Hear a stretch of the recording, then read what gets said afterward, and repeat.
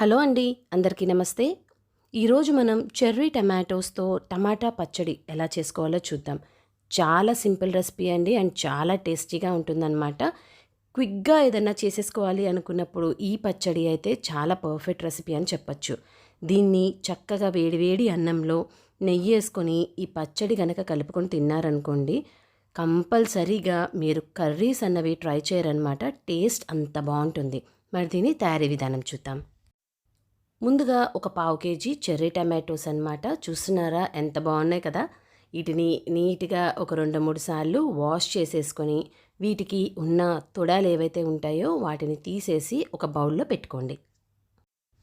ఇప్పుడు స్టవ్ పైన ఒక ప్యాన్ పెట్టుకొని ఒక 2 టేబుల్ స్పూన్ల నూనె వేసుకొని నూనె బాగా కాగిన తర్వాత మనం తొడాలు తీసి పెట్టుకున్న ఈ టమాటోస్ అన్నీ కూడా దీంట్లో వేసేసుకొని ఈ నూనె కంప్లీట్గా ఈ టమాటోస్కి కోట్ అయ్యేలాగా ఒకసారి కలుపుకొని మూత పెట్టేసి వీటిని కంప్లీట్గా మెత్తగా అయ్యేంత వరకు మగ్గనివ్వాలి.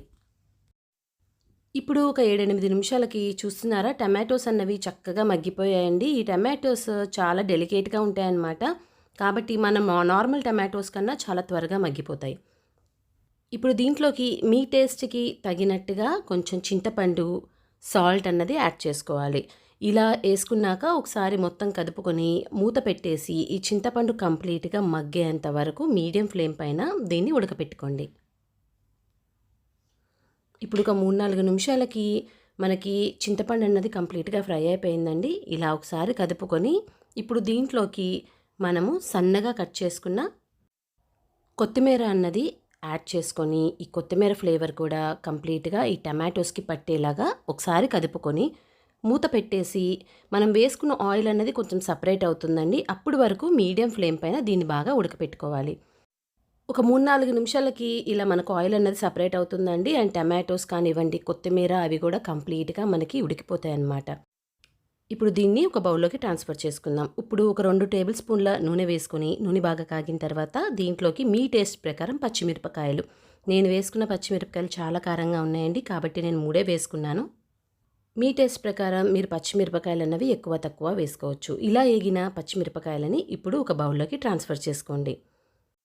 ఇప్పుడు ఇలా మిగిలిన నూనెలోకి కొంచెం ఆవాలు, కొంచెం పచ్చిశనగపప్పు, కొంచెం జీలకర్ర, ఒక 2 ఎండుమిరపకాయలు, కొంచెం కరివేపాకు కూడా వేసేసుకొని మనము వీటన్నీ చక్కగా ఫ్రై చేసుకోవాలి. మీరు కావాలనుకుంటే కొంచెం దంచుకున్న చిన్నులపాయ కూడా దీంట్లో వేసుకోవచ్చండి, కానీ నేనైతే వేసుకోవటం లేదు. ఇలా పోపంతా ఫ్రై అయిన తర్వాత దీంట్లోకి కొంచెం పసుపు కూడా వేసుకొని పచ్చివాసన పోయేంత వరకు వేయించుకొని స్టవ్ కట్టేసి పక్కకు పెట్టేసుకోండి. ఇప్పుడు ఒక మిక్సీ జార్లోకి వేయించుకున్న పచ్చిమిరపకాయలు, ఒక 3 చిన్నులపాయలు, ఒక 1/2 టేబుల్ స్పూన్ జీలకర్ర వేసుకొని వీటిని మనం కచ్చాబిచ్చాగా మిక్సీ వేసుకోవాలి.